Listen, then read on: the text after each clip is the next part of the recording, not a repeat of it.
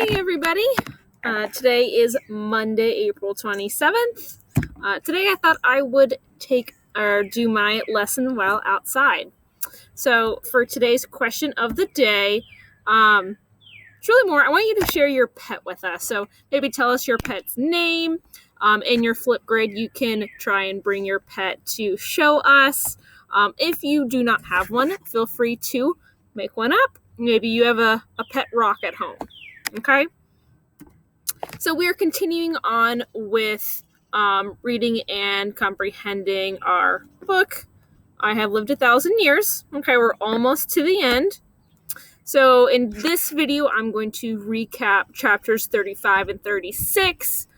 One thing I wanted to point out to you guys is that these exact events happened April 23rd through the 28th in these chapters in 1945. So that's exactly 75 years ago from right now. So if you didn't realize that, make sure you kind of pay attention to some of the dates on there as you continue to finish our novel. The assignments for today is you're going to read chapters 37 and 38, which is about 13 pages. And then there is another quizzes, comprehension questions over those chapters. But like I said, I'm going to review chapters 35 and 36. So chapter 35 is called The Lost Game.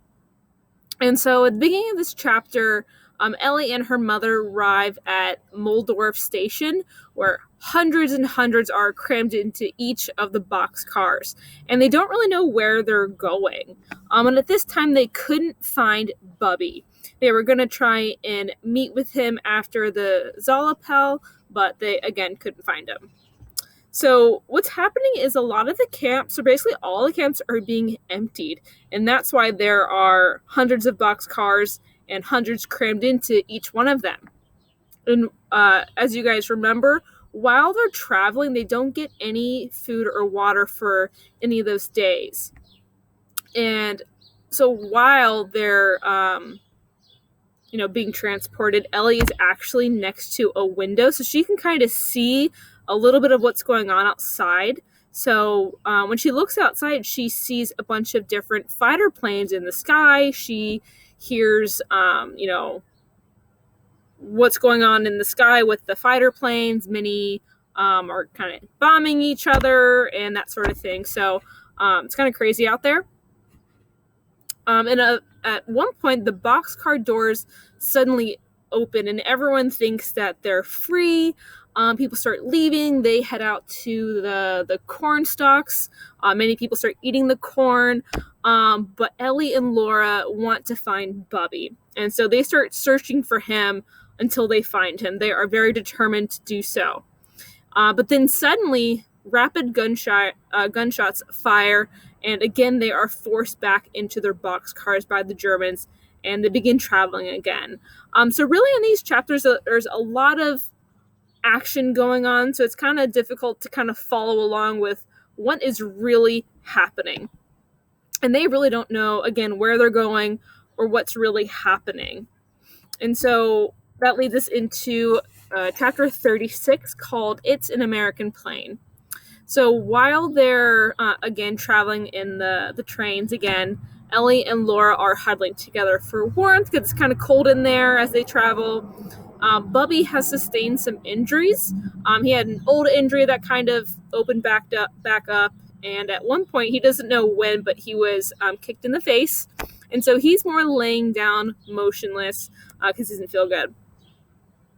And so again, the trains stop, and what happens is the Germans pose as the Red Cross, and they tell everyone that they're going to be passing out hot soup, which they do to some people, but really it's a ploy to kill them as a machine gun starts to fire again. Ellie is determined to survive. She actually covers her head. She knows that that's what's going to keep her the most safe. She had her metal tin, and she kind of used that to, again, cover her head. But her mother, Laura, is trying to protect Bubby. And Bubby ends up getting shot, but he is alive.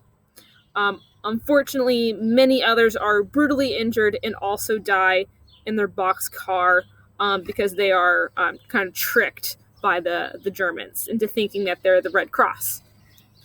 And so at one point they leave the boxcar and they hide underneath for safety because, again, there are these fighter planes going on up above them and they are just trying to stay as safe as they can. And so once that happens, the Germans tell them to get back on the boxcars, and they do that because they want to follow whatever they're telling them. And the Germans end up removing a lot of the dead bodies, and again, the trains continue moving forward. So again, they don't know where they're going, where they're headed, and really what's going on at this time in the book. Okay? So again, tonight's reading is chapters 37 and 38. They are titled Freedom at Last and Homecoming. So they are, again, we're nearing the end of this book where we know that they are free, we know that they survive. So you guys will kind of find out what's happening more in those two chapters. Okay?